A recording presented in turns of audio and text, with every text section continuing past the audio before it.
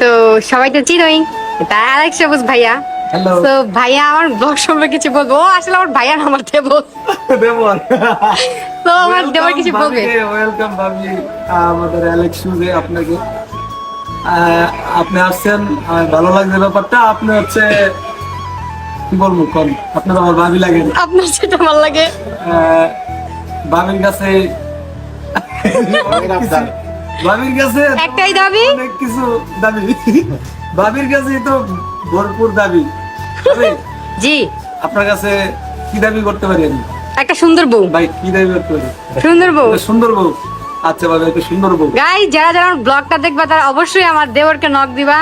He is businessman, এই যে right now তার অবস্থা খুবই ভালো।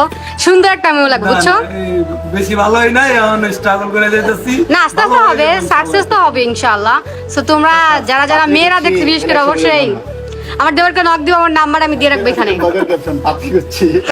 গাইস, তো আপনাদেরকে খুব তাড়াতাড়ি একটা ব্যাপার আমি ক্লিয়ার করে দিব। আমি অ্যালেক্স শুজে ক্লিয়ার করবো।